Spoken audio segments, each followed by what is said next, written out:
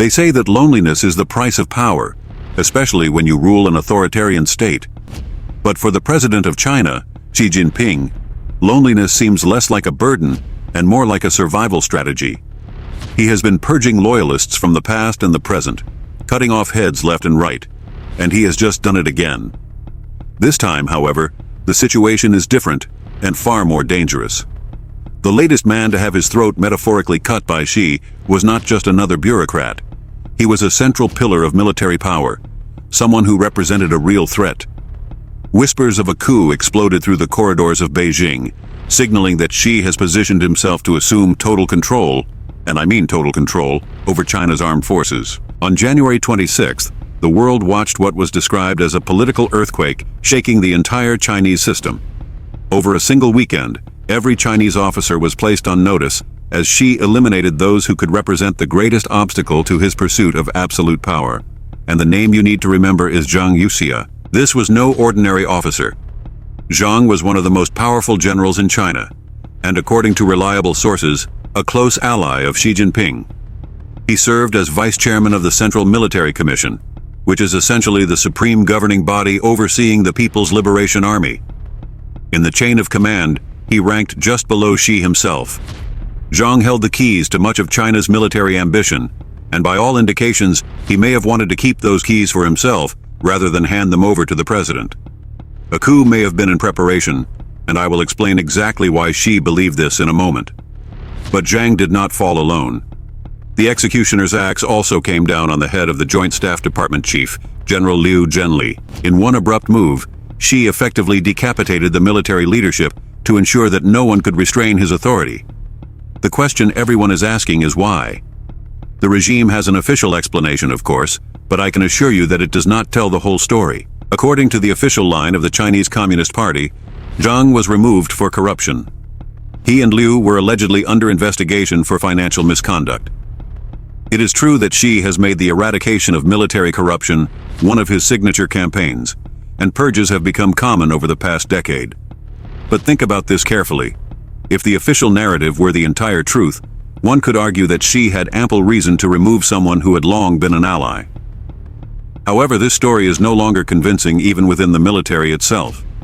Reports indicate that officers were told Zhang had leaked technical data about Chinese nuclear weapons to the United States. That allegation would theoretically place China's entire nuclear program at risk. And to add an extra layer to the accusation, the regime also claims that Zhang accepted bribes in exchange for official actions.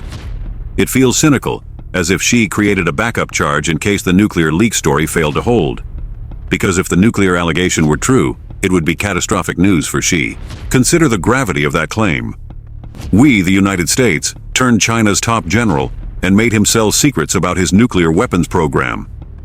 It sounds dramatic, perhaps even unbelievable.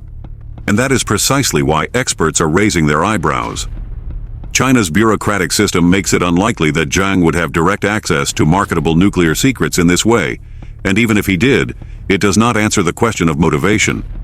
If Zhang wanted to overthrow Xi and position himself as the new leader, why would he sell secrets that would weaken the very nation he intended to rule?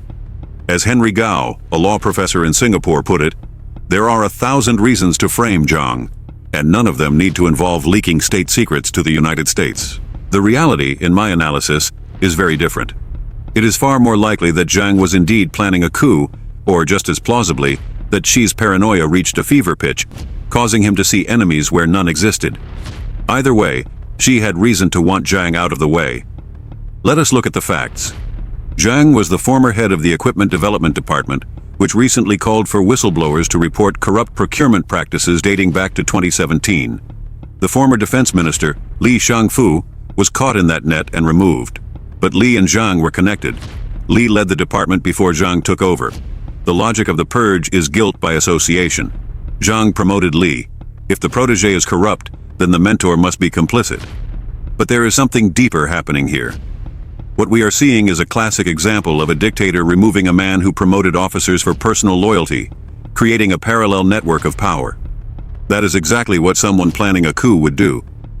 You surround yourself with supporters in high places to facilitate the removal of a solitary leader. Xi was clearly concerned about this. An editorial published shortly after Zhang's dismissal is revealing. It accused Zhang and Liu of having seriously trampled and broken the chairman responsibility system of the Central Military Commission. That language is not accidental. The text stated that the pair had seriously attacked the political and ideological foundation for the unity of all officers. Experts in Chinese Communist Party rhetoric, such as Francesco Sischi, note unusual breaks in the typical grammatical rules used in these announcements.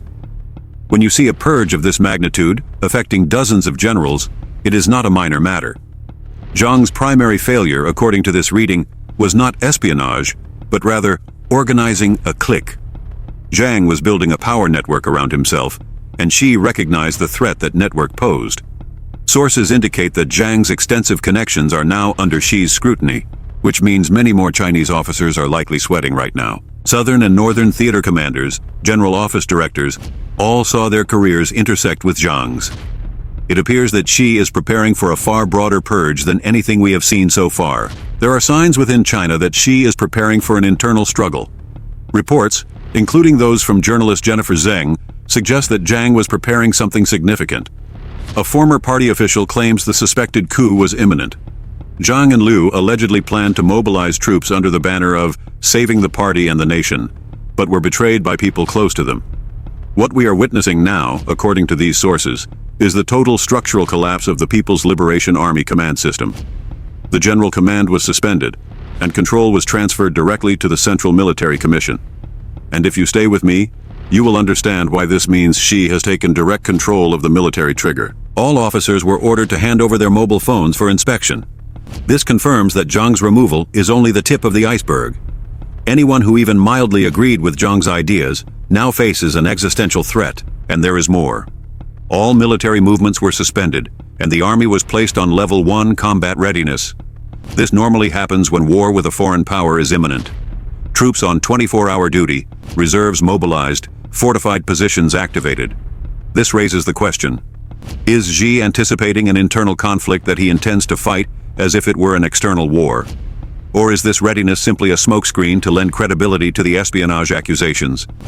Either way, placing the military on level 1 readiness during an internal purge is anything but normal. The only certainty is that Xi saw Zhang as a threat to his throne. Zhang was a man unafraid to disagree. There are indications that he openly challenged Xi's military directives. Official statements avoid phrases like abandoning the original mission, instead accusing him of causing severe damage to military political consciousness. Translation: Zhang was not bowing his head. Unquestioning loyalty to Xi was not on Zhang's agenda. And this leads us to a third possible reason for the purge: Taiwan. Zhang may have been obstructing Xi's invasion plans with his insistence on a more focused and realistic modernization strategy.